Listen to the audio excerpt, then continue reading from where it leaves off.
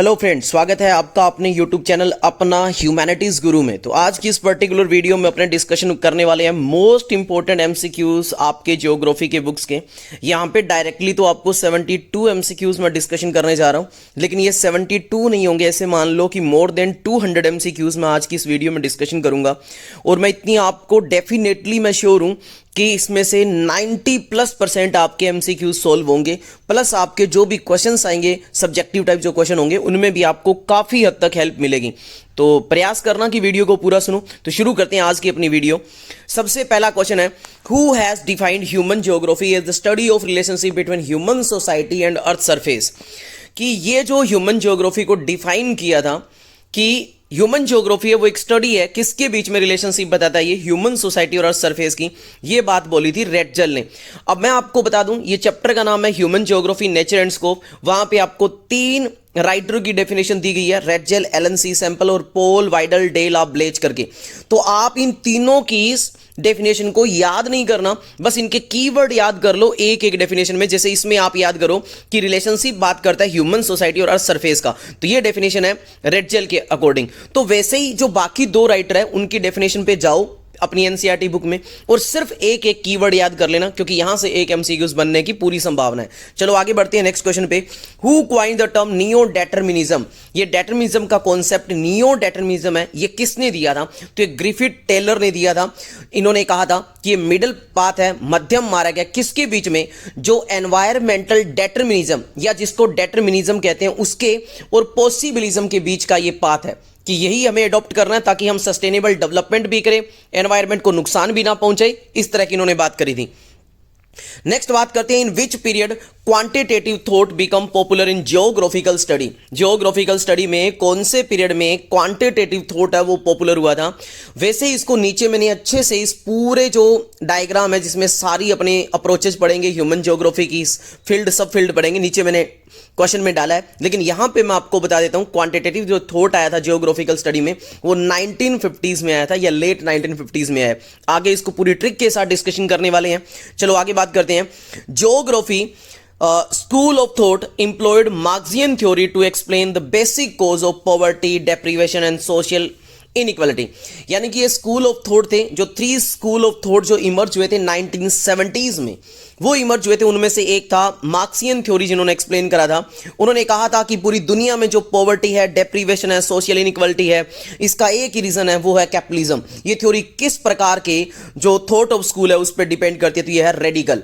इसके अलावा यहाँ पे ह्यूमनिस्टिक है एक, जो 1970 में इमर्ज हुआ था थॉट ऑफ स्कूल, एक बिहेवियरल है, जिनको आगे अपने डिस्कशन करने वाले हैं। आगे बात करते हैं, which approach of human geography was followed in colonial period. कि कॉलोनियल पीरियड के अंदर कौन सा जो ह्यूमन ज्योग्राफी का एक अप्रोच है वो चल रहा था? तो वो चल रहा था रीजनल एनालिसिस। अब ये जो पूरे जो क्वेश्चंस आ रहे हैं ना, इनको मैंने अंतिम में ट्रिक के साथ डिस्कशन किया हुआ है बीच में लगभग वीडियो के, तो आप टेंशन ना लेना, सारी चीजें आपको समझ में आएगी। ये रीजनल एनालिसिस कैसे याद करना है कि ये कॉलोनियल पीरियड में आया, कौन कौन सी अप्रोच कौन कौन सी पीरियड में, ये सारी अपने याद करेंगे। चलो आगे बात करते हैं। Asia has many places where people are few and few places where people are very many. ये बात किस इंसान ने कही थी, किस भाई साहब ने कही? तो ये स्टेटमेंट है जॉर्ज बी क्रेसी ने कही है ये बात कि एशिया की पॉपुलेशन है वो टोटल अनइवन है। इसके रिगार्डिंग का है, वैसे तो पूरी दुनिया की पॉपुलेशन अनइवन है, क्योंकि डिस्ट्रीब्यूशन एक जैसा नहीं होता। इंसान वहां ज्यादा रहते हैं जहां पे उसे रिसोर्सेज अच्छे मिलते हैं, या जहां पे ऐसे बात करो कि पानी अवेलेबल अच्छा हो, क्लाइमेट अच्छा हो, या इकोनॉमिक पर्सपेक्टिव भी वहां पे चेक करे जाते हैं। तो यहां पे ये जॉर्ज बी क्रेसी के बारे में कहा। यहां पे मैं और क्वेश्चन भी बता दूं कि पूरी दुनिया की जो 10 मोस्ट पॉपुलेशन वाली कंट्री है उनमें से 6 कौन से कॉन्टिनेंट से बिलोंग करती है? एशिया कॉन्टिनेंट से बिलोंग करती है। इसके अलावा यह भी आपको ध्यान रखना है कि जो 10 मोस्ट पॉपुलेशन वाली कंट्री है वो लगभग 60% वर्ल्ड की पॉपुलेशन को कवर करती है। चलो आगे बढ़ते हैं। The average density of population of India 2011 के अकॉर्डिंग इंडिया की एवरेज डेंसिटी ऑफ पॉपुलेशन कितनी है? 382 पर्सन पर स्क्वायर किलोमीटर है। और इंडिया की जो एनुअल ग्रोथ रेट है वो 1.64% है। सबसे ज्यादा इंडिया की जो एनुअल ग्रोथ रेट थी वो हमारा जो पॉपुलेशन एक्सप्लोजन का 3rd फेज था, जिसको 1951 से 1981 का फेज कहा जाता है, उसके अंदर थी लगभग 2.2%। चलो आगे बात करते हैं नेक्स्ट क्वेश्चन की ओर। Which state has the lowest density of population, कौन सा स्टेट है जिसकी डेंसिटी ऑफ पॉपुलेशन सबसे कम है? तो वो यहां के अकॉर्डिंग है अरुणाचल प्रदेश। और वैसे भी इंडिया का सबसे कम लोएस्ट डेंसिटी वाला स्टेट कौन सा है? अरुणाचल प्रदेश, जिसमें 17% पर स्क्वायर किलोमीटर रह रहे हैं। और सबसे ज्यादा जो रहने वाला स्टेट है वो है बिहार 1102, उसके बाद वेस्ट बंगाल 1029। तो ये आपको याद करना है। चलो आगे बढ़ते हैं। और सबसे ज्यादा अगर कोई एरिया है तो वो पूछा जाए तो दिल्ली है, यूनियन टेरिटरी, जिसमें आई थिंक 11,297 के आसपास है, मतलब 11,000 से ज्यादा है। और आज तो वो और भी ज्यादा बढ़ गई होगी। अब नेक्स्ट क्वेश्चन की ओर चलते हैं। What are the reasons for downfall in population growth in phase 4 in India? India के अंदर जो फेज 4 था पॉपुलेशन ग्रोथ का, उसके अंदर पॉपुलेशन की जो स्पीड की जो रेट है वो डिक्लाइन हुई है। क्या रीजन है? तो ये सारे के सारे रीजन है कि भाई उसमें एक तो शादी की जो एज है उसको एक्सपेंड कर दिया गया, उसमें फीमेल की जो कंडीशन है वो इंप्रूव हुई थी, यानी कि उसका लिटरेसी रेशियो बढ़ गया था। अब लिटरेसी रेशियो बढ़ेगा तो ऑब्वियस सी बात है कि शादी की जो एज है वो एक्सपेंड हो जाएगी। इसके अलावा क्या है, एजुकेशन है वो इंप्रूव हुई है। तो ये ऑल ऑफ दीज आंसर आएगा। नेक्स्ट क्वेश्चन अपने डिस्कशन कर चुके हैं कि जो 10 मोस्ट पॉपुलेटेड कंट्रीज है वो वर्ल्ड के कितने परसेंटेज पॉपुलेशन को कवर करती है? तो 60% को। नेक्स्ट क्वेश्चन है when was the first census held in India? India के अंदर वैसे तो फर्स्ट सेंसस जो करवाया गया वो 1872 में करवाया गया था, but it was not completed, वो कंप्लीट नहीं था। जो कंप्लीट सेंसस होता है वो 1881 में है, तो इसमें 1872 तो ऑप्शन में नहीं है, तो 1881 पे अपने जाएंगे, सिंपल सी बात है।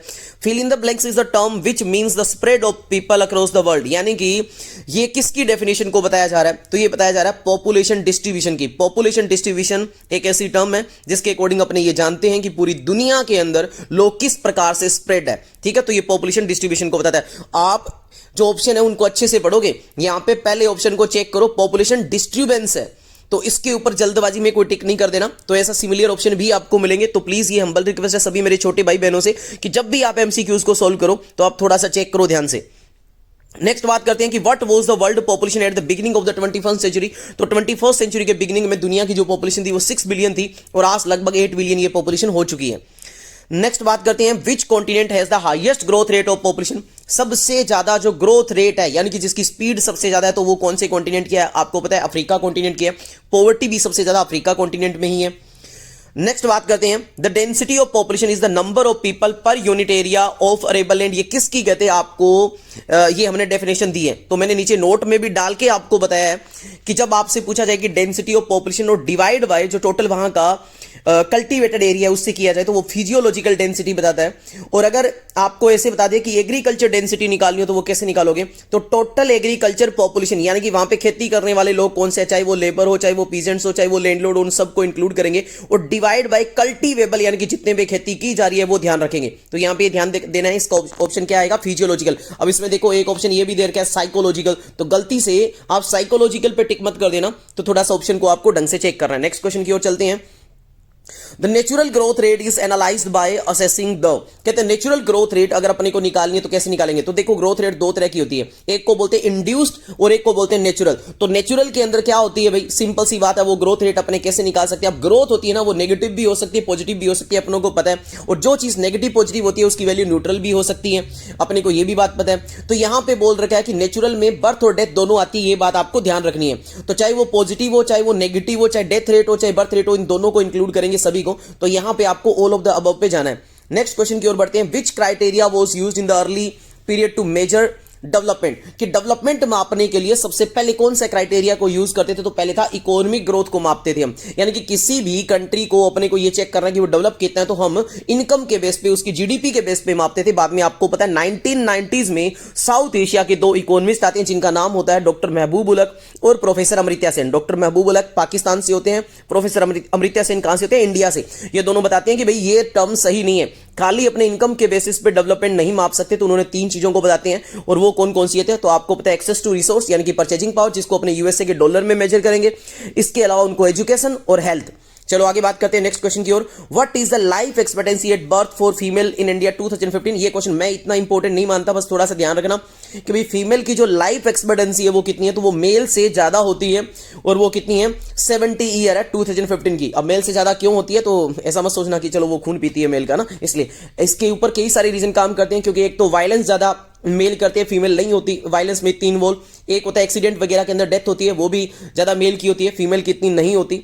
और दूसरी सबसे बड़ी बात है कि भाई ये थोड़े से क्या होते हैं, अपने हेल्थ के प्रति अवेयर होते हैं, जबकि मेल को बहुत सारे काम करने के लिए बाहर जाना पड़ता है, तो बहुत टाइम वो खाना भी ढंग से नहीं खा पाते हैं या प्रॉपर अपने हेल्थ के प्रति अवेयर नहीं होते। तो कई सारे रीजन है इनके पीछे ना। चलो आगे बात करते हैं। तो नेक्स्ट क्वेश्चन है कि which is not a hindrance to equity, यानी कि इनमें से कौन सा एक पॉइंट ऐसा है जो हमारी इक्विटी को हिंडर नहीं करता है। मतलब ऐसा कि जो डिस्क्रिमिनेशन को कहीं ना कहीं नहीं बताता इक्विटी के लिए। तो रेस है, उसके बेसिस पे आपको पता है डिस्क्रिमिनेशन होता है, इक्विटी नहीं मिल पाती, कई बार इक्वली ट्रीट नहीं होता, जेंडर में भी होता है, कास्ट में भी होता है। लेकिन फ्रीडम कैसे कर सकती है, फ्रीडम तो सभी को मिले तो अच्छी बात है ना। तो इसका ऑप्शन कौन सा आएगा, फ्रीडम पे। डेवलपमेंट का मतलब क्या होता है भाई, क्वालिटेटिव चेंज होना इंसान की लाइफ में डेवलपमेंट कहलाता है, और ये हमेशा पॉजिटिव होता है, ये कभी नेगेटिव नहीं होता। ग्रोथ पॉजिटिव नेगेटिव दोनों हो सकती है। एजुकेशन इंपॉर्टेंट क्यों है, क्योंकि ये इकोनॉमिक डेवलपमेंट में हेल्प करती है, ह्यूमन की जो पर्सनैलिटी डेवलपमेंट है उसमें हेल्प करती है, और साथ ही साथ में उसके मेंटल होरिजन को बढ़ाती है। तो ऑल ऑफ दीस आएगा। इस क्वेश्चन का आंसर बड़ा आसान है। Which of these is not a key area on which the human development index of a country is determined, यानी कि इनमें से कौन सा ह्यूमन डेवलपमेंट का की एरिया नहीं है। तो 3 की एरिया अपने डिस्कशन करके आ चुके। हैप्पीनेस इसमें नहीं है। आपको पता है ग्रोस नेशनल हैप्पीनेस है वो भूटान सेलिब्रेट करता है। अगर अपने को 3 की एरिया देखने हो ह्यूमन डेवलपमेंट के, तो क्या है, एजुकेशन, एक्सेस टू रिसोर्स, इसको परचेजिंग पावर बोलते हैं, और हेल्थ है। और इन तीनों को 1/3 में मापेंगे, और टोटल क्या होगा, 1 के रेशियो में, यानी कि 1 के नियर अबाउट जो कंट्री आएगी उसका ह्यूमन डेवलपमेंट सबसे अच्छा माना जाएगा। और हर एक को रैंक कितनी दी जाएगी, 1 में से 1/3, ये ध्यान रखना है आपको। Who introduce the concept of human development, तो प्रोफेसर महबूबुल हक ने दी थी, ये बात आपको ध्यान देना है। प्रोफेसर अमृत्या सेन इनके साथ थे, लेकिन उन्होंने कैपेबिलिटी अप्रोच के बारे में बताया था, तो ये बात आपको ध्यान देनी है। कौन, डॉक्टर महबूब उल हक ने दी थी। और 1990s में ये दोनों साउथ इकोनॉमिस्ट, जो साउथ एशिया के जो इकोनॉमिस्ट है, इन्होंने ये बात बताई थी कि भाई अगर आपको ह्यूमन डेवलपमेंट मेजर करना हो ना, तो सिर्फ इनकम ही सही अप्रोच नहीं है, ठीक है। और 1990s के बाद में यूएनडीपी हर साल अपने ह्यूमन डेवलपमेंट को रिपोर्ट भी पब्लिश करती है, तो ये बात भी हमारा यहाँ पे क्वेश्चन हो गया। तो मैं प्रयास कर रहा हूं कि हर क्वेश्चन से मिलता जुलता आपको क्वेश्चन बताऊं, तभी मैंने कहा कि वैसे तो 72 के आसपास अपने एमसीक्यूज डिस्कशन करने वाले हैं, लेकिन ये देख लेना, आप जब लास्ट में वीडियो देखोगे आपको रियलाइज हो जाएगा कि शायद ही कोई एक आधा पॉइंट मुश्किल से बचा होगा जिसका एमसीक्यूज मैंने नहीं बनाया होगा, हर चीज कवर होगी। Which of the following is not true as a feature of plantation agriculture में, कहते हैं इनमें से कौन सा सही नहीं है। तो भाई प्लांटेशन एग्रीकल्चर में कभी भी व्हीट और पेडी क्रॉप्स का डोमिनेंस नहीं होता। वहां पे प्लांटेशन एग्रीकल्चर लगाते हैं, उसमें पेडी तो आता है, यानी कि राइस तो आता है, लेकिन व्हीट नहीं आता वहां पे, तो ये बात गलत हो जाएगी। बाकी सारी चीजें सही है। चलो नेक्स्ट बात करते हैं। Which country have introduce the gross national happiness जो इंडेक्स है वो कौन सी कंट्री ने बनाया था। तो भाई भूटान ने, ये बोल दिया अपनों ने, है ना, क्योंकि भूटान एक ऐसी कंट्री है जो आपको पता है पहाड़ी कंट्री है, वहां पे पेड़ पौधे बहुत ज्यादा है, वो ऑक्सीजन भी ज्यादा रिलीज करती है, और वो कहीं ना कहीं स्पिरिचुअल हैप्पीनेस के ऊपर बात करती है। तो वो कहते हैं कि भाई सिर्फ और सिर्फ मेटेरियलिज्म की ग्रोथ करना ही सही नहीं है, हम चाहते हैं कि हमारे इंसान कितने खुश रहे, तो ये जीएनएस सेलिब्रेट करती है। आगे बात करते हैं। Which of the one is not a pillar of human development, के इनमें से कौन सा पिलर नहीं है। तो इक्विटी तो ह्यूमन डेवलपमेंट का एक इंपॉर्टेंट पिलर है, सस्टेनेबिलिटी है, प्रोडक्टिविटी है, इसके अलावा एम्पावरमेंट है, वो यहाँ पे नहीं दिया हुआ है, यहाँ पे कैपेसिटी दिया है, तो ये नहीं है। Which of the following is not a true as a feature of plantation agriculture, का इनमें से कौन सा सही नहीं है। तो रिपीट हुआ है, एक आधा एमसीक्यूज रिपीट होगा, तो ये ऊपर वाला ही है। In which one of the following countries cooperative farming, कौन सी कंट्री में सक्सेसफुल हुआ, बड़ा इंपॉर्टेंट है। कोऑपरेटिव फार्मिंग होती क्या है ये मैंने एक्सप्लेन कर चुका हूं वीडियोस में, लेकिन यहां पे बता देता हूं कि कोऑपरेटिव फार्मिंग जो सक्सेसफुल हुई थी वो कहां हुई थी, डेनमार्क में। वैसे तो यूरोप की सभी कंट्री में हुई थी, लेकिन मेनली डेनमार्क था वो कंट्री जिनमें सबसे ज्यादा ये सक्सेसफुल हुई है।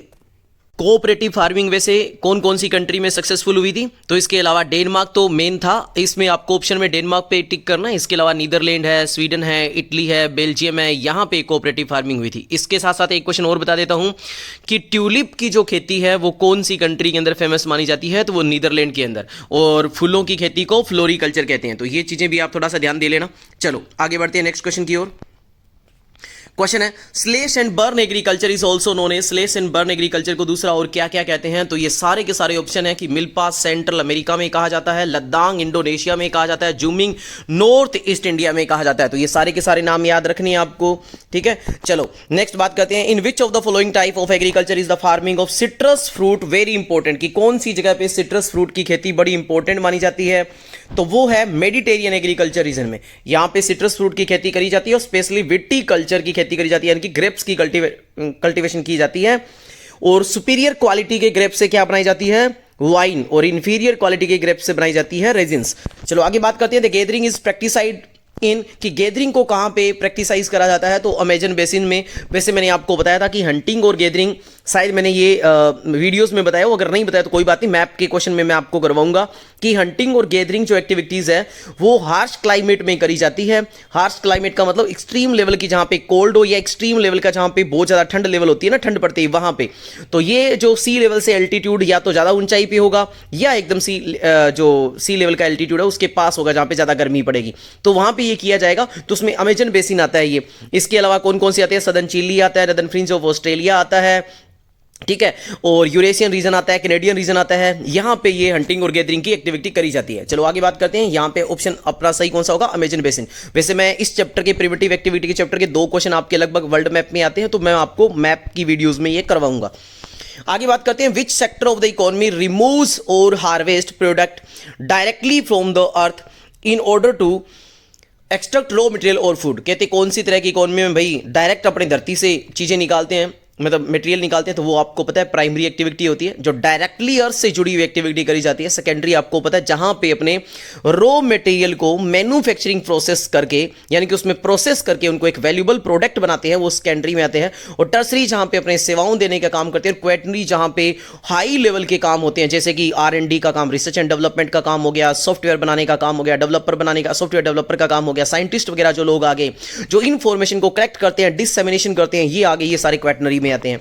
नेक्स्ट बात करते हैं, growing in floor is cold, ये आ गया, मैंने बता दिया था फ्लोरिकल्चर। इसमें एक और बात कर लेते हैं, ट्रक फार्मिंग क्या होती है। तो ट्रक फार्मिंग कुछ नहीं होती, लाइव स्टॉक को रियर करा जाता है, जिनमें परमानेंट इनके स्टॉल्स होते हैं, पेन्स होते हैं, जहां से ये इनको एनिमल्स को रियर करते हैं, प्रॉपर इनकी ब्रीडिंग वगैरह पे एम्फेसिस करा जाता है। तो ट्रक उसको बोलते हैं अपने, क्या बोलते हैं, फैक्ट्री फार्मिंग। ये फैक्ट्री फार्मिंग बताया मैंने, लाइव स्टॉक को जहां पे रियर करा जाता है।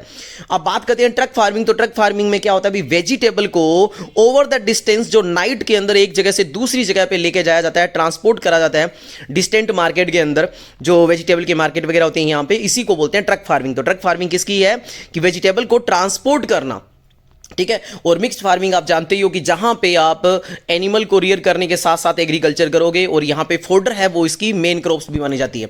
नेक्स्ट बात करते हैं, which is the oldest activity of man, man की सबसे पुरानी एक्टिविटी कौन सी होती है, हंटिंग और गैदरिंग एक्टिविटी, ये आपको पता ही है। आगे बात करते हैं, which sector of the economy takes raw material from the primary sector, और मैन्युफैक्चर करते हैं उनको एक प्रोडक्ट में, तो वो आपको पता है सेकेंडरी एक्टिविटी होती है। Which of the following animal are not reared in the Sahara. तो यहां पे देखो अब कई सारे क्वेश्चन अपने करेंगे कि कौन से एनिमल को कहां पे रियर करा जाता है। यहां पे मैच ऑफ द फॉलोइंग इनका क्वेश्चन डाल के दिया जा सकता है, ये एमसीक्यूज भी आ सकता है। तो सारा के अंदर वैसे इसका आंसर अपने करते हैं, तो कैमल रियर करा जाता है, क्योंकि ये डेजर्ट है, गोट करी जाती है, शीप करी जाती है, लेकिन ये जो प्लेटाइप्स करके लिखा है ये नहीं करा जाता, ये एक मतलब समुद्री जीव होता है ना, तो ये यहां पे नहीं करा जाएगा, एक्वेटिक जीव है ये। चलो आगे बात करते हैं। तो नीचे देर क्या कि सारा और एशियाटिक डेजर्ट के अंदर अपने कौन कौन से एनिमल को रियर करते हैं, वहां के जो लोग रहते हैं वो शीप को, गोट को और कैमल को। ट्रॉपिकल अफ्रीका में कैटल को रियर करा जाता है। तिब्बत और इंडियाज के अंदर याक और यालाम्स को जो होता है, लामाज जो होती हैं उनको रियर करा जाता है। और आर्कटिक और सब आर्कटिक के अंदर जहां पे ठंड का इलाका होता है वहां पे रेनडियर को रियर करते हैं। तो ये बातें आपको याद रखना है। मैच ऑफ द फॉलोइंग या कैसे एमसीक्यूज आए आप कर सकते हो। ट्रॉपिकल अफ्रीका में कैटल, तिब्बत और इंडियाज के अंदर याक और लामाज।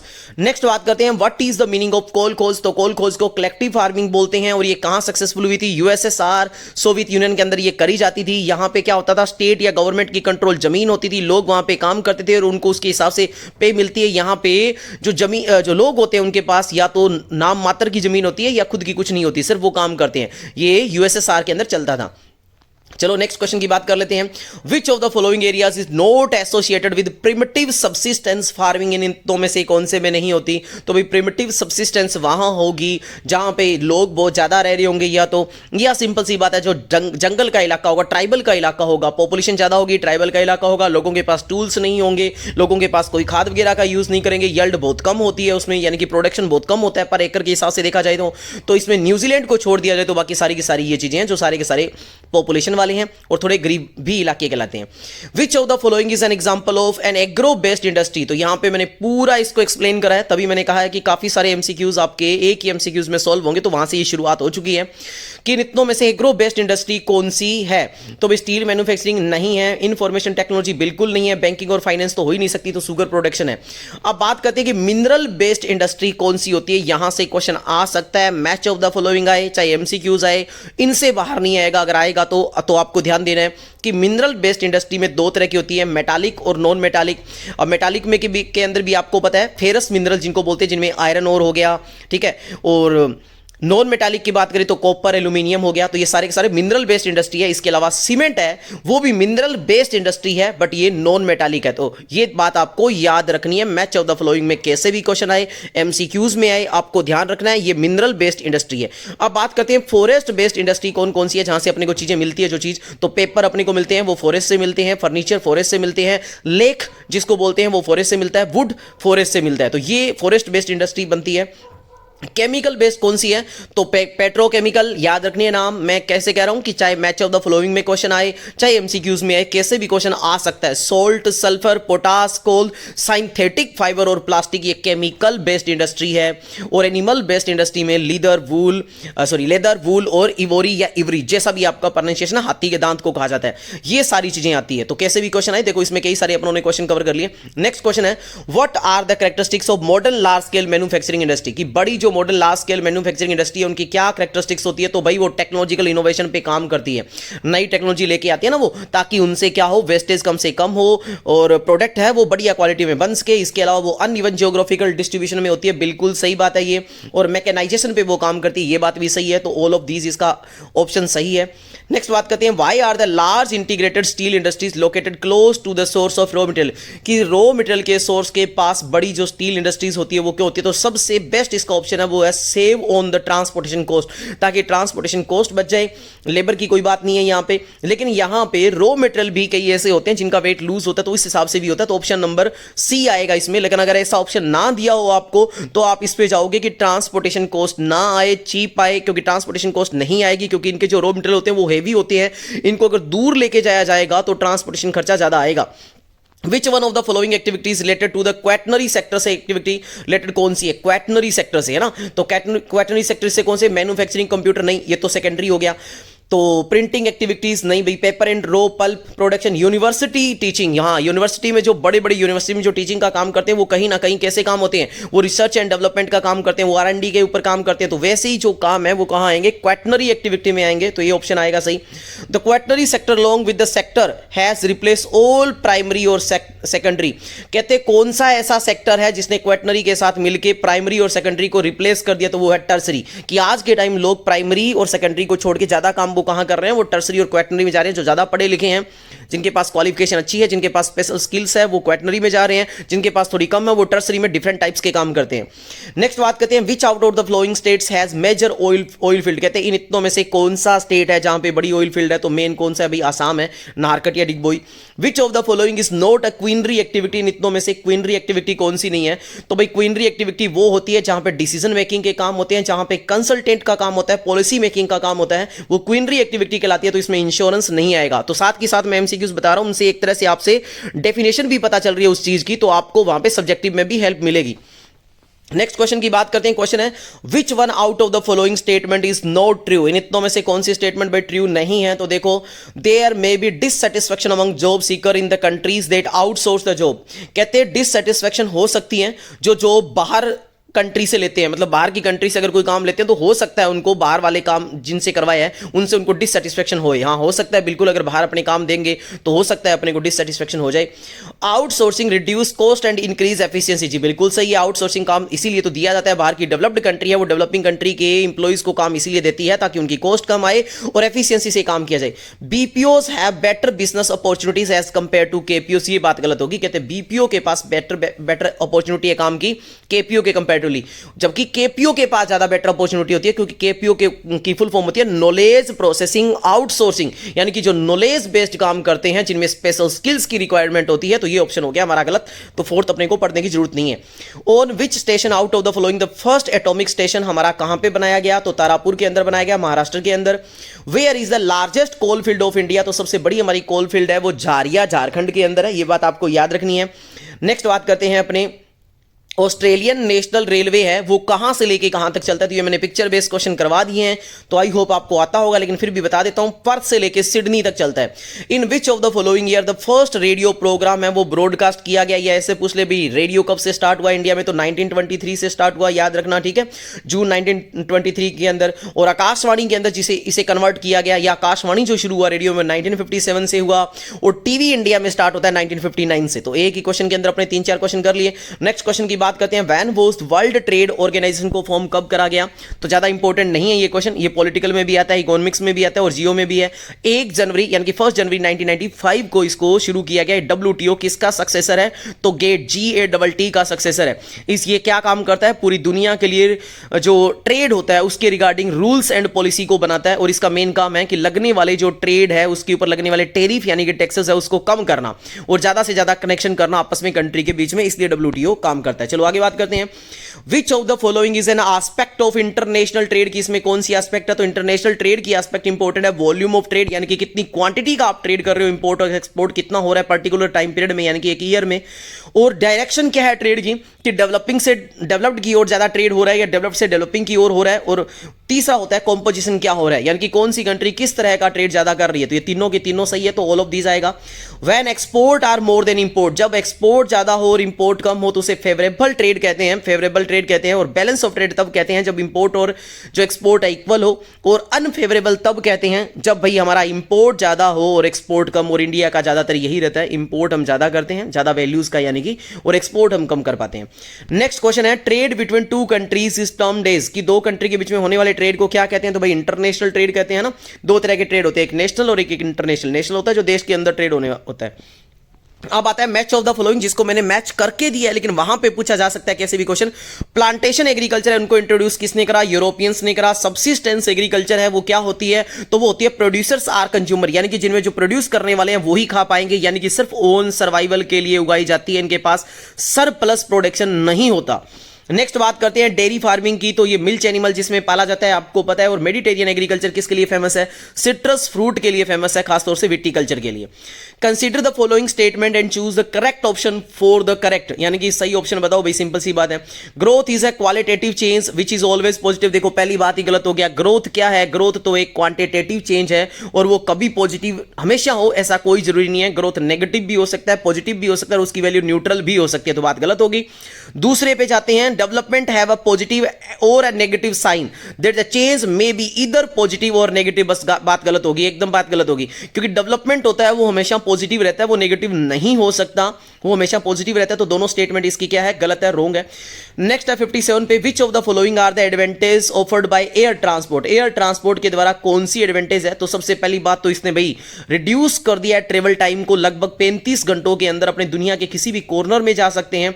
इनअसेसिबल एरिया अब असेसिबल हो गया, यानी कि वो एरिया जहां पे जा भी नहीं सकते, जैसे मान लो कोई ट्राइबल एरिया हो गए, फॉरेस्ट एरिया हो गए, दूर दराज के पहाड़ी एरिया हो गए, आइलैंड पार्ट हो गई, वहां पर अब इससे जाया जा सकता है, तो ठीक है ये बात। स्ट्रेटेजिक एडवांटेज भी अपने को मिलती है, तीनों ऑप्शन सही है, तो 1 2 3 तीनों सही है।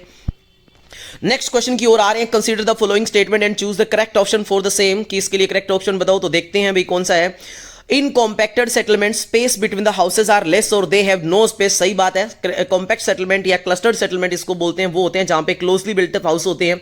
और ये कहां पाया जाता है, तो एलुवियल जो प्लेन है वहां पे, बुंदेलखंड रीजन है वहां पे, इसके अलावा राजस्थान का वो एरिया जहां पे पानी अवेलेबल हो जाए वहां पे ये मिलता है। तो दूसरी स्टेटमेंट चेक कर लेते हैं, semi clustered settlement appears in the form of isolated huts और हैमलेट्स और फ्यू हर्ट्स इन रिमोट जंगल, तो ये बात गलत होगी भी, सेकंड स्टेटमेंट रॉन्ग है। तो अब आप इसके अकॉर्डिंग जा सकते हो कि सेकंड स्टेटमेंट क्या गलत है, कि सेमी क्लस्टर्ड सेटलमेंट ऐसा नहीं होता जहां पे आइसोलेटेड हट पाई जाती है। आइसोलेटेड को तो बोलते हैं डिस्पर्स्ड सेटलमेंट, है ना, वहां पे ये पाया जाता है। तो सेकंड स्टेटमेंट है हमारी गलत, तो पहली स्टेटमेंट सिर्फ एक रही सही है, उसके अकॉर्डिंग आप ऑप्शन चेक करो, यानी कि only first is correct, option number B. Big trunk route है, इसे क्या कहते हैं, तो बड़ी बड़ा इंपॉर्टेंट है। बिग ट्रंक रूट कहा जाता है नॉर्थ अटलांटिक ओशियन रूट को, जो कि वेस्टर्न यूरोप के बीच में और नदन अमेरिका के बीच में होता है। ये इसको अटलांटिक सी रूट भी बोलते हैं। लगभग होने वाले फॉरेन ट्रेड के 1/4 फॉरेन ट्रेड को यही कवर करता है। तो ये लो सारा कुछ इसके रिगार्डिंग मैंने बता दिया।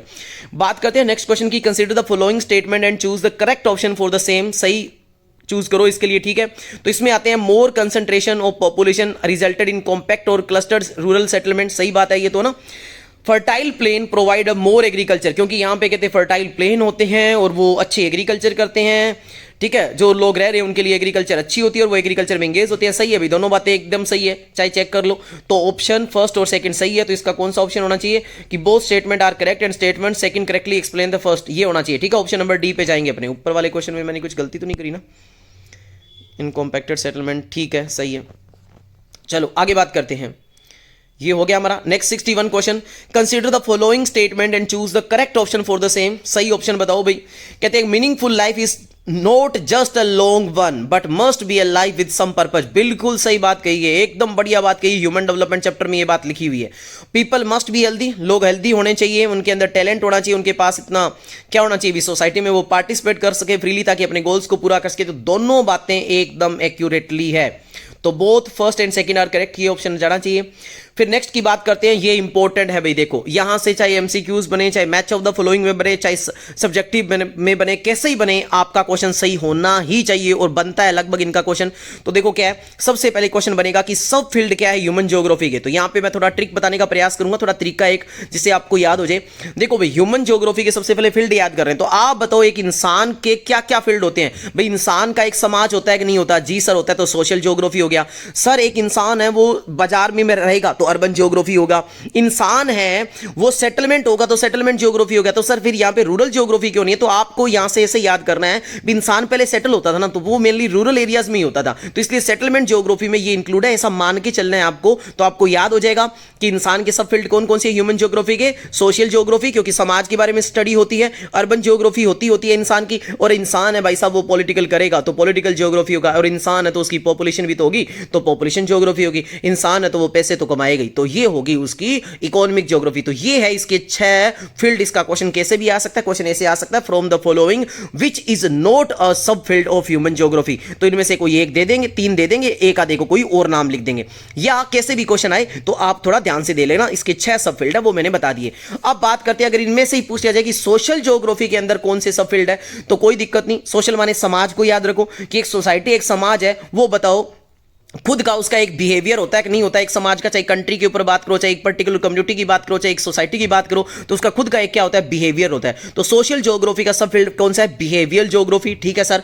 कोई भी समाज है वो अपने सोशल वेलबींग के लिए काम करता है कि नहीं करता? जी बिल्कुल करता है सर। तो दूसरा होता है इसके सोशल वेलबींग। कोई भी समाज है उसकी कल्चर होती है कि नहीं होती? होती है। तो सोशल क्या कल्चर ज्योग्राफी आ गया। समाज है तो वहां पे डिफरेंट टाइप्स के जेंडर के लोग रहेंगे तो होगा। इसके अलावा लेजर ज्योग्राफी, लेजर ज्योग्राफी का मतलब सारे ही समाज, कोई भी समाज हो वो चाहता है कि उसको खाली टाइम मिले, लग्जरी लाइफ मिले ताकि वो एंजॉय कर पाए, तो ये होगा कि नहीं होगा? तो ये होगा।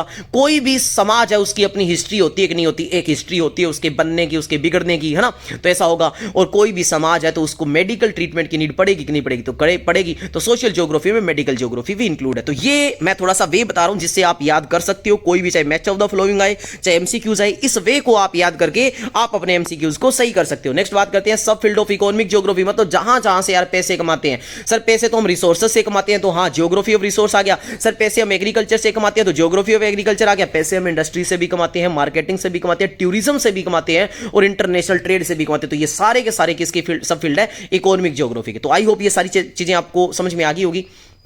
अब अपने आगे बात कर रहे हैं कि अप्रोचेज ऑफ ह्यूमन ज्योग्राफी। अब ह्यूमन ज्योग्राफी की अप्रोचेज बता रहा हूं, चाहे एमसीक्यूज कैसे भी आए, चाहे मैच ऑफ द फॉलोइंग आए, चाहे कोई भी क्वेश्चन आए, आपका गलत नहीं होगा। बस मेरी बातों को ध्यान देना। एक तरफ मैंने लिखे हैं पीरियड, एक तरफ लिखे मैंने अप्रोचेज। आपको याद करने हैं कौन से पीरियड में कौन सी अप्रोच हुई और उसकी क्या बात है। तो आप कैसे याद करोगे इनको? तो सबसे पहले मैं आपको एक वाली पीरियड वाली याद करवाता हूं। देखो पीरियड वाली, अपने अगर हिस्ट्री की बात करें तो पीरियड पहला कौन सा? अर्ली कॉलोनियल पीरियड, यानी कि जब शुरुआत हुई थी, जब हमारे ऊपर रूल शुरुआत ही करी थी बाहर वाले लोगों ने। तो ऐसे याद करो कि कॉलोनियल पीरियड वो टाइम पीरियड है जहां पे शुरुआत करी थी, बाहर की कंट्रीज आने शुरू करे थे और दूसरी कंट्री को कैप्चर करना शुरू करा था। तो अर्ली। उसके बाद लेटर कॉलोनियल पीरियड, यानी कि वो पीरियड जब कॉलोनियल पीरियड पूरा तरीके से स्टेब्लिश हो चुका था, या उसका बाद का पीरियड। तो पहला कौन सा? अर्ली। लेटर हो गया 2। उसके बाद कौन सा? 1930, 50, 70, 19, 20 साल का गैप करते चलो तो आपको पीरियड सारे याद हो जाएंगे। शुरुआत कहां से कर लिए? अर्ली कॉलोनियल पीरियड से, जब शुरुआत हुई थी कॉलोनियल पीरियड की। फिर लेटर, फिर 30, फिर 50, फिर 70, फिर 90। ये लो 90 तक अपने को पढ़ना है। ये पीरियड हो गए एक साथ, ऐसे सीक्वेंस में याद रखो। अब आपको कौन सी अप्रोचेस कौन से पीरियड में आई है, इसका मैंने एक तरीका बनाया। देखो ये ट्रिक लिखा है कि एक लड़का है, वो क्या करवाता है भाई, जिम वाला लड़का मान लो भाई, जिम सिम मारता है भाई। जिम मारने के बाद उसको एक दिन लगा कि यार मेरी कुछ प्रॉब्लम हो रही है, तो उसने क्या करा, एक्सरे करवाया। एक्सरे करवाने के बाद उसने तुरंत गया स्पा में, किया थोड़ा स्पा भी करवा लेता हूं ताकि मेरी बॉडी एकदम रिलैक्स हो जाएगी। और तुरंत वहीं पर, आजकल आपको पता है इंस्टाग्राम पे काम ही होता है कि बंदा कोई भी काम करने से पहले तो उसकी पोस्ट डाल देता है। तो उसने क्या करा, इमरजेंसी में यानी कि तुरंत ही इमीडिएटली क्या कर दी, एक पोस्ट डाल दी। तो ये आपके सीक्वेंस याद होंगे, देखना, एक्सरे करवा के स्पा में इमरजेंसी में पोस्ट कर दी। कैसे याद रहेगा, एक्सरे से देखो क्या याद है, EXREA वर्ड डाला है मैंने, ये लेटर डाले हैं। तो EX से याद रखना है, पहला है एक्सप्लोरेशन और डिस्क्रिप्शन का काम हुआ था पहली अप्रोच में, और पहली अप्रोच का टाइम पीरियड कौन सा, अर्ली कॉलोनियल पीरियड, याद रह जाएगा। फिर दूसरी RE लिखा है ना, इससे याद रखना है रीजनल एनालिसिस। तो रीजनल एनालिसिस कौन सा पीरियड था, कैसे याद रखोगे, तो अर्ली के बाद में लेटर कॉलोनियल पीरियड, येलो हो गया। और तीसरा फिर A आया, तो A आता है एरियल डिफरेंशिएशन के लिए, और वो कौन से टाइम पीरियड में हुआ, तो अर्ली, लेटर और इधर 1930, तो येलो 3 हो गए। उसके बाद मैंने लिखा है स्पा में, तो स्पा का है स्पेटियल ऑर्गेनाइजेशन इसको बोलते हैं। ये अप्रोच आई कौन से टाइम पीरियड में, तो 1950s में, 1960s में ये टाइम पीरियड में आई है ना। उसके बाद मैंने लिखा है इमरजेंसी। तो इमरजेंसी में हमने पढ़ा कि 1970s के टाइम पीरियड में 3 थॉट्स ऑफ स्कूल है वो इमर्ज हो गए, ह्यूमनिस्टिक, रेडिकल और बिहेवियर। तो इमरजेंसी से इमरजेंस लिखना है आपको कि ये इमर्ज हो गए थे 3 स्कूल, ठीक है, याद रखना, ये हो गया।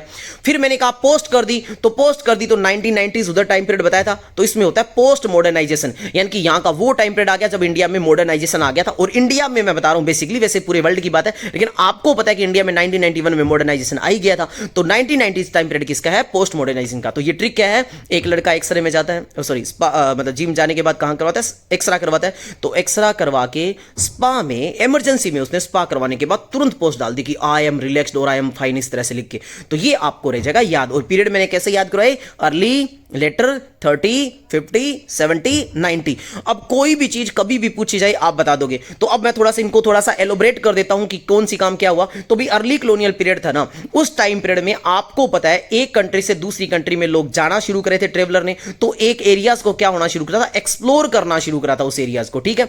लेटर कॉलोनियल पीरियड में क्या हो गया, जब कॉलोनियल पीरियड आगे, जब एक एरिया से दूसरे एरिया में लोग जाने लग गए, तो उस टाइम पीरियड में रीजनल एनालिसिस होने शुरू कर दिया, यानी कि एक रीजन को दूसरे रीजन से वेरी करने लगे, चेक करने लगे कि ये रीजन कैसा है, वो रीजन कैसा है, एनालिसिस होने लग गया।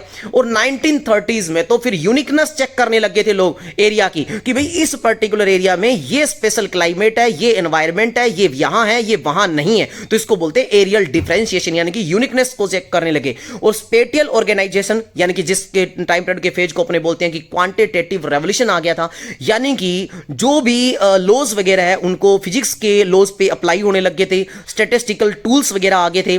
और यहां पे क्या हो गया था, एक क्वांटिटेटिव रेवोल्यूशन भी इसको कहा जाता है, जो 1950s का टाइम पीरियड है ये, ठीक है। कंप्यूटर वगैरह सोफिस्टिकेटेड जो टूल्स है वो आ गए थे। और 1970s वाला मैंने बता ही दिया कि ह्यूमनिस्टिक स्कूल आ गया था। ह्यूमनिस्टिक स्कूल क्या कहता था कि इंसान की स्टडी कैसे, मतलब इंसान की सोशल वेलबींग के लिए काम किया जाए, वो था। रेडिकल, जिन्होंने कार्ल मार्क्स की आइडियोलॉजी के ऊपर बेस्ड थे, जिन्होंने कहा कि दुनिया में पॉवर्टी है, इनइक्वालिटी है, इसका सिर्फ एक ही रीजन है, वो है कैपिटलिज्म, ये हो गया था। बिहेवियरलिज्म कहीं ना कहीं ये बता रहा था कि एक इंसान के लिव्ड एक्सपीरियंस को चेक करा जाए, और वो एक्सपीरियंस कहीं ना कहीं उसकी कास्ट, उसके एथनिक, उसके कल्चर के ऊपर डिपेंड करता है। तो ये सारे आ गए थे। तो आई होप मैंने इसको अच्छे से एक्सप्लेन कर दिया, क्वेश्चन कैसे भी आए अब आपसे गलती नहीं होगी। फिर पढ़ते हैं अपने कि 64 क्वेश्चन इसमें बताया हुआ है, हर एक चीज को मैंने और बता दिया कि अगर आपसे पूछ लिया जाए कि कल्चरल ज्योग्राफी की स्टडी को क्या कहते हैं, तो इसको बोलते हैं एंथ्रोपोलॉजी। और स्टडी ऑफ पॉपुलेशन ज्योग्राफी, यानी कि पॉपुलेशन की स्टडी करने को कहते हैं डेमोग्राफी। और स्टडी ऑफ इलेक्ट्रल ज्योग्राफी को कहते हैं सेफोलॉजी, याद रखना है आपको। मेडिकल ज्योग्राफी को कहते हैं एपिडोमोलॉजी, और स्टडी ऑफ बिहेवियरल ज्योग्राफी को कहते हैं साइकोलॉजी। तो ये बातें आपको याद रखनी है। तो यहां से अब कोई भी क्वेश्चन बाहर नहीं आएगा। अब बात करते हैं कौन सा टाउन कब इमर्ज हुआ, मतलब कौन सा टाउन किस में आता है मेनली, ये बात अपनी बात करेंगे। तो भाई एंशिएंट टाउन कौन से, वो पुराने टाउन। तो आपसे क्वेश्चन पूछ लिया जाएगा मैच ऑफ द फ्लोइंग में, एक तरफ टाउन दिया जाएगा, एक तरफ टाइम पीरियड दिया जाएगा, तो आपको बताना है कौन सा एंशिएंट होगा, कौन सा एजुकेशनल टाउन है, कौन सा टूरिस्ट है, तो आपको मैच करना आ जाएगा। तो मैंने सभी को लिख दिया है कि कैसे भी क्वेश्चन आए आपका बस रोंग नहीं होना चाहिए, और वो नहीं होगा। एंशिएंट टाउन में कौन से पुराने, वाराणसी है, पाटलिपुत्र है, प्रयागराज है, यानी कि प्रयाग है, और कौन सा मदुरई है। रिलीजियस टाउन या कल्चरल टाउन की बात करें तो वो कौन से हैं, वाराणसी, मथुरा, अमृतसर, पुरी, अजमेर, पुष्कर, उज्जैन, हरिद्वार और कुरुक्षेत्र, ये वो टाउन है जो रिलीजियस प्लेसेस है या कल्चरल टाउन है। इसके बाद बात करते हैं इंडस्ट्रियल सेंटर की। तो मैंने कुछ एक टाउन्स की ट्रिक भी दी है ताकि बच्चा कंफ्यूज ना हो। अब इंडस्ट्रियल टाउन की मैंने बनाने की प्रयास, इंडस्ट्रियल सेंटर की मैंने बनाने का प्रयास करा एक ट्रिक, और वो ट्रिक सुनना भी क्या है कि दुर्गा उस इंदु को भी बोल देना वरना वो सींडली बुरा मान जाएगी। यानी कि एक मान लो ऐसी कोई लड़की थी जिसको सींडली कहा गया, वैसे कोई लड़की सींडली नहीं होती, सिर्फ एक ट्रिक बनाने का पर्पज है यार, ताकि आपको याद रह जाए। दुर्गा उस इंदु को भी बोल देना वरना वो सींडली बुरा मान जाएगी। अब आपको इंडस्ट्रियल सेंटर कभी नहीं भूलोगे। कैसे? दुर्गा से दुर्गापुर, इंदु से इंडस्ट्रियल सेंटर, ये याद रखना है, और बी से बिलई, सींडली से सींदरी और बुरा से बरौनी, ये है हमारे इंडस्ट्रियल सेंटर। तो अब इंडस्ट्रियल सेंटर कोई भी आपको याद आ जाएगा तो ये बात याद आ जाएगी क्या कि दुर्गा उस इंदु को भी बोल देना वरना वो सींडली बुरा मान जाएगी। कोई एक आधी बात भी याद आ गई आपके एग्जाम में तो आप इंडस्ट्रियल सेंटर को कैच कर लोगे कि ऐसे ऐसे करके हमने वहां पे पढ़ा था। तो इंदु से मतलब इंडस्ट्रियल सेंटर की बात करें, बी से भिलाई, सींडली से सींदरी, बुरा से बरौनी और दुर्गा से दुर्गापुर हो गया। माइनिंग टाउन की बात करते हैं तो आपके सामने रानीगंज है, झारिया है, डिगबोई है, अंकलेश्वर है, सिंगरौली है। इनकी भी मैंने ट्रिक बनाई है ताकि आप भूलो नहीं। तो माइनिंग टाउन को कैसे याद करना है, सिर्फ एक बार ट्रिक सुन लो, याद आ जाएगी। कुछ भी बात याद आ गई तो आपका गलत नहीं होगा। ऑप्शन क्या? रानी के भी गंज पड़ जाती है। जब माइनिंग करते हैं झाड़ियां साफ करनी पड़ती है, माइनिंग करते टाइम डिगी खोदनी पड़ती है, सिंह आने का डर रहता है और माइनिंग जितनी अच्छी उतनी अंक देते हैं। इसका मतलब क्या सर, ढंग से बताओ? तो बताता हूं। आप बताओ, माइनिंग करना अपने आप में एक्सपेंसिव काम है कि नहीं है? सर एक्सपेंसिव है। तो इसमें मैंने कहा कि रानी के भी गंज पड़ जाती है, यानी कि जो राजा की वाइफ होती है क्वीन, उसके भी बाल तक झड़ जाते हैं, इतने खर्चे लगते हैं। तो रानी के गंज पड़ जाती है तो रानीगंज। माइनिंग करते हैं तो माइनिंग टाउन। तो माइनिंग टाउन एक, रानीगंज तो हो गया। झाड़ियां साफ करनी पड़ती है। आप बताओ, जब भी माइनिंग करेंगे तो कहां पे करेंगे? जंगलों के इलाकों में होगी या फॉरेस्ट के इलाकों में होगी, हिली एरियाज में होगी, मतलब यहां होगी। तो यहां पे झाड़ियां वाड़ियां होगी, उनको साफ करेंगे ना, कटाई करेंगे। तो झाड़ियां साफ करनी पड़ती है, याद रखना। झारिया, झारिया नाम के एक माइनिंग टाउन है, ठीक है, हो गया। डिगी खोदनी पड़ती है, यानी कि अपने माइनिंग करते हैं तो खड्डा नहीं खोदा जाएगा क्या? बहुत गहरा खड्डा खोदा जाता है, तो खड्डे को अपने डिगी भी बोल देते हैं, डिगी भी बोल देते हैं ना। तो डिगी से डिगबोई याद रखना है। सिंह आने का डर रहता है भाई, माइनिंग करते हैं वो इलाका ट्राइबल इलाका होता है, बेसिकली हिली एरियाज होता है, वो फॉरेस्ट का इलाका होता है, तो वहां शेर आने का डर नहीं रहता क्या? तो सिंह से आपको याद रखना है सिंगरौली, तो सिंगरौली आपको याद रह जाएगा। और फिर माइनिंग जितनी अच्छी होगी उसके अकॉर्डिंग रैंक दिया जाता है, तो रैंक को अपने हिंदी में बोल दें अंक दिया जाता है, तो अंक से अंकलेश्वर। तो ये है माइनिंग टाउन, आपको याद रह जाएगा। रानीगंज, झारिया, डिगबोई, अंकलेश्वर और सिंगरौली। आई होप समझ में आया होगा। कमर्शियल टाउन 3 है, कोलकाता, सहारनपुर और सटना, याद रह जाएगा। टूरिस्ट टाउन तो भाई घूमने जहां जाते हैं तो राजस्थान के जोधपुर, जैसलमेर है, इसके अलावा नैनीताल, मसूरी, माउंट आबू, ठीक है, ऊटी, ये इलाके टूरिस्ट टाउन है। और अगर आपसे एडमिनिस्ट्रेटिव टाउन पूछ लिया जाए तो ऐसा याद रखो कि जो किसी ना किसी जगह की कैपिटल है वो सारे के सारे एडमिनिस्ट्रेटिव टाउन है। लगभग ये याद करोगे तो एडमिनिस्ट्रेटिव टाउन आपका गलत नहीं होगा, लगभग, ठीक है। और इंडस्ट्रियल टाउन की बात करें तो इसकी भी मैंने ट्रिक दी है। तो इन ऊपर दी है वो इंडस्ट्रियल सेंटर की ट्रिक दी है, वो सेंटर की बात की है जिसमें दुर्गा उस हिंदू को भी बोल देने वाली है ना। अब इंडस्ट्रियल टाउन की दे रहा हूं, ठीक है। तो इसमें ट्रिक क्या लिखी है मैंने, तो देखो क्या ट्रिक है, एकदम आसान है। कि पहले इंडस्ट्रियल टाउन की बात कर लेते हैं, कौन कौन से? मुंबई, सलेम, कोयम्बटूर, मोदीनगर, जमशेदपुर, हुगली और भिलाई है। भिलाई इंडस्ट्रियल सेंटर में भी पड़ा है, यहां पर भी है, ठीक है। अब इसके लिए मैंने ट्रिक बनाई है, सलेम को मैंने सलीम करा है कि सलीम, मुंबई में अगर तेरे को भिलाई जैसी इंडस्ट्री लगानी है ना तो जा मोदी से हूं यानी कि हां भरवा ले, तुझे कोई मना नहीं करेगा। भाई मोदी देश का पीएम है और मोदी की तो चलती है, और अगर मोदी, क्योंकि देश का पीएम है ना, तो चलेगी ना। तो अगर मोदी पीएम है, उसकी इतनी चलती है, तो कोई बंदा उसे राय दे रहा है कि देख भाई सलीम, तेरे को अगर भिलाई जैसी इंडस्ट्री मुंबई में लगानी है तो तू जा मोदी से हूं यानी कि हां भरवा ले, कोई मना नहीं करेगा। तो मेरी ट्रिक में जो वर्ड इंग्लिश में मैं लिखता हूं वो किसी न किसी टाउन को, किसी चीज को रिप्रेजेंट करते हैं, और हिंदी के वर्ड होते हैं वो सिर्फ ट्रिक्स बनाने के लिए होते हैं। तो सलीम से सलेम याद रह जाएगा, मुंबई से मुंबई हो ही गया, भिलाई जैसी से भिलाई हो गया। और इंडस्ट्री लगानी है यानी कि इंडस्ट्रियल टाउन की बात करें, जा से जमशेदपुर, मोदी से मोदी नगर, और हूं भरवा ले यानी कि हुगली, और कोई मना नहीं करेगा तो कोई से कोयम्बटूर। तो ये हो गए इंडस्ट्रियल टाउन। अब सैटेलाइट टाउन की बात करते हैं, इसकी मैंने ट्रिक नहीं लिखी, आप कहते हो तो मैं थोड़ा सुना भी देता हूं, किसी बच्चे को अच्छी लगे तो ठीक है, अदरवाइज वैसे याद कर लो। गाजियाबाद है हमारा सैटेलाइट टाउन है, गुरुग्राम है, रोहतक है, और दिल्ली के आसपास का एरिया है। तो इसके लिए ट्रिक ये याद करो भाई, गाजियाबाद है, थोड़ा सा लड़ाई का एरिया है ना, थोड़ा सा फेमस माना जाता है लड़ाई वड़ाई के लिए ना। तो आपको ऐसे याद करना है कि कोई बंदा राय दे रहा है किसी को कि अरे गुरु, अगर तुझे सैटेलाइट लॉन्च करनी है ना तो तू गाजियाबाद के रोहित से मिल। अगर तुझे गुरु सैटेलाइट लॉन्च करनी है तो गाजियाबाद के रोहित से मिल। तो गुरु से गुरुग्राम, रोहित से रोहतक, और गाजियाबाद के रोहित से मिल, तो गाजियाबाद आ गया। और दिल्ली का इलाका साथ, वैसे याद रखना। और मॉडर्न टाउन की बात करें, यानी कि जिनको बेसिकली ब्रिटिश स्टाइल में बनाया गया, ट्रेडिंग पोर्ट उन्होंने सबसे पहले स्टेब्लिश करे, वो थे सूरत, दमन, गोवा, पौंडीचेरी। और उनके बाद इन्हीं पोर्ट्स के लिए प्रिंसिपल नोड्स को बनाया गया, जिनको बॉम्बे आज का मुंबई, केलकटा आज का कोलकाता, और मद्रास कहते हैं उनको, चेन्नई यानी कि इसका। तो ये आपको थोड़ा सा याद रखना है। एजुकेशनल टाउन रुड़की है, वाराणसी है, पिलानी, अलीगढ़ है और इलाहाबाद है, ये एजुकेशनल टाउन है। तो इनमें से कोई भी मैच ऑफ द फॉलोइंग में आए गलत नहीं होना चाहिए।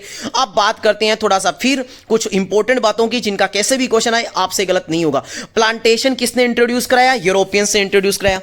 टी को किसने कहां पे लगाई? तो ब्रिटेन ने इंडिया और श्रीलंका के अंदर टी लगाई, यानी कि टी को इंट्रोड्यूस करा। कॉफी और कोकोआ या कोको जो भी आपका प्रोनाउंसिएशन, उनको फ्रेंच ने वेस्ट अफ्रीका में लगाया। अब मैं आपको थोड़ा याद करने का तरीका बताता हूं भाई। वेस्ट अफ्रीका वाले थोड़े से रंग में कैसे होते हैं? काले।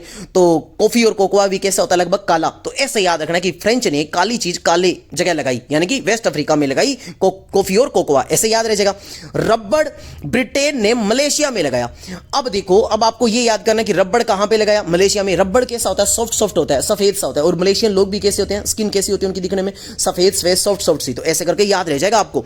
शुगर केन और बनाना ब्रिटेन ने वेस्ट इंडीज में लगाया। तो अब आप ये याद रखो कि भी वेस्ट इंडीज में शुगर केन और बनाना लगे। शुगर केन कैसा होता है? लंबा होता है। बनाना कैसा होता है? लंबा होता है। वेस्ट इंडीज के लोग भी कैसे होते हैं? लंबे लंबे। तो वहां पे क्या लगे? शुगर केन और बनाना। तो इससे थोड़ा लिंक कर रहे हैं ना अपने माइंड से ना, नेगेटिव मत चलना। चलो आगे बात करते हैं। कोकोनट और शुगर केन स्पेनिश और अमेरिका वालों ने फिलीपींस में लगाए। अब इसमें शुगर केन आप याद कर लो, कोकोनट वैसे याद हो जाएगा कि कोकोनट अंदर से कैसा होता है? व्हाइट सा होता है। तो वो अंदर का पार्ट होता है, तो वो सॉफ्ट होता है, मुलायम होता है, पोला होता है। और वैसे ही फिलीपींस होता है। तो ऐसे करके आपको याद रह जाएगा। लेकिन लगाया किसने? इंट्रोड्यूस किसने कराया? स्पेनिश और अमेरिकन ने। और शुगर केन को इंट्रोड्यूस करवाया डच ने। कहां पे? इंडोनेशिया के अंदर। यानी कि डच की मोनोपोली थी, यानी कि सिर्फ डच ही लगाते थे शुगर केन। कहां? इंडोनेशिया में। ये आपको याद रखना है। और पॉलिटिकल में आपको पता ही है, इसको डच रिजाइम से इंडिपेंडेंट दिलवाने में इंडिया ने इसकी हेल्प भी करी थी। ये अपने पॉलिटिकल साइंस में पढ़ेंगे।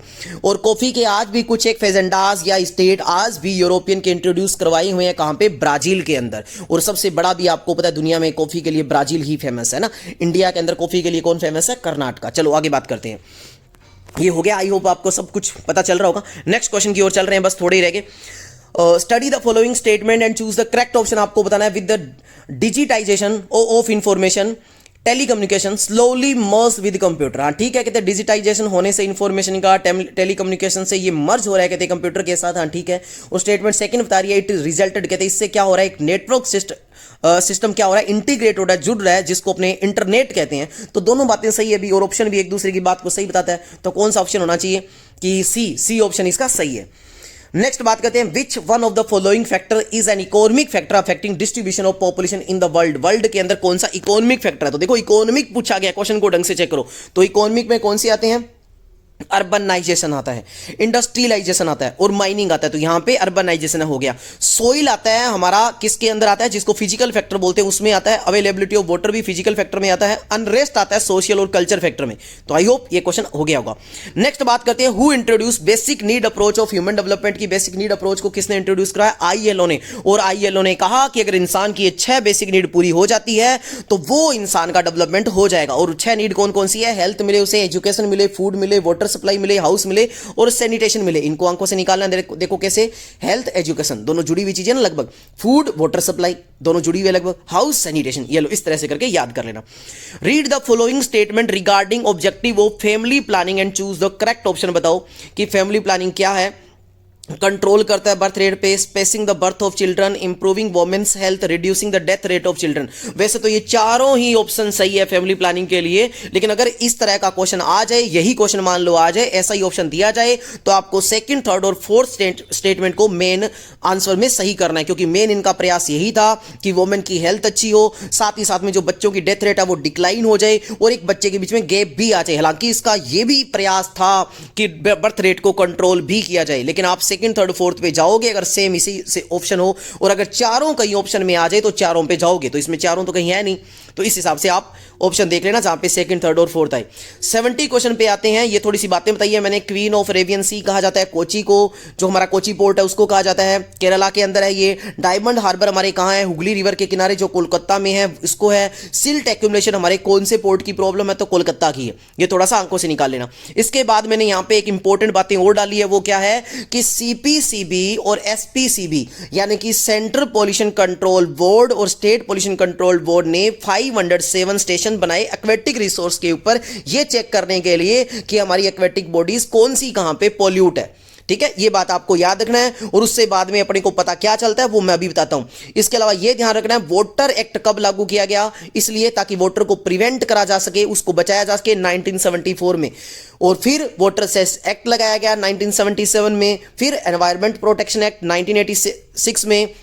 और रिजल्ट क्या रहा, तो अब मैं इसको याद करने का तरीका बताता हूं कि भाई इंडिया की गवर्नमेंट ने प्रयास करा अपने को कि भाई पानी को बचाना है, तो लोगों के लिए क्या लगा दिया, वोटर एक्ट लेके आए। लेकिन लोग भाई नहीं माने, तो गवर्नमेंट ने क्या करा 74 के बाद में 1 साल बाद में 77 में कहा कि इनके ऊपर टैक्स लगाओ, सेस लगाओ, यानी कि तो वोटर सेस एक्ट लागू कर दिया। लोग फिर भी नहीं माने, फिर कहा कि नहीं यार अब तो पानी नहीं, अब तो हमें एनवायरमेंट को भी बचाना पड़ेगा। तो 1986 में एनवायरमेंट प्रोटेक्शन एक्ट आ गया। फिर कहा कि चलो इतना कुछ करा है हमने, सीपीसीबी एसपीसीबी लगाए हैं, तो उनसे अपने पानी भी चेक करें। तो अब अपने चेक ये करते हैं कि लोग कितने हैं जो मानने हैं सुधार हुआ है। तो सुधार क्या हुआ, देखो जिन्होंने सर्वे करा था उन्होंने तो बेचारों ने सुसाइड कर लिया होगा। क्या पता चला उन्हें कि 1997 में जब उन्होंने चेक करा तो 251 इंडस्ट्रीज ऐसी थी जो कहीं ना कहीं रिवर या लेक्स के किनारे के ऊपर स्टेब्लिश थी। तो सोच के देखो ये voter act, voter cess act, environment protection act, सबकी कितनी अपने ने कदर करी होगी, अपनों ने क्या उनकी इज्जत रखी होगी। तो आई होप ऐसे कैसा भी क्वेश्चन आए, मैच ऑफ द फ्लो में आए, कुछ भी आए आप कर दोगे। कौन सी नदी कहां से पोल्यूट है, बस लास्ट क्वेश्चन, कौन सी रिवर कहां से पोल्यूटेड है। गंगा कहां से है, कानपुर और वाराणसी से। यमुना कहां से, दिल्ली और इटावा से। ठीक है, दिल्ली और इटावा से। नेक्स्ट है अपनी मूसी कहां से पोल्यूटेड है, नेक्स्ट कौन सी हमारी मूसी कहां से है, तो हैदराबाद से। नेक्स्ट क्या बात है, ऊपर नहीं हो रहा है,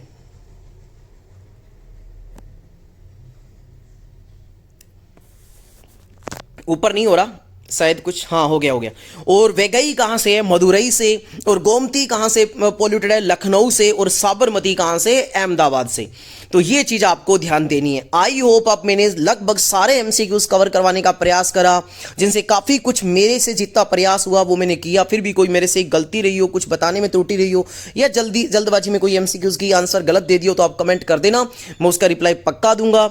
और कोई गलती रही हो तो चाहता हूं दिल से मिले मुझे क्षमा। मिलते एक नई वीडियो में नए टॉपिक के साथ। जय हिंद, जय भारत।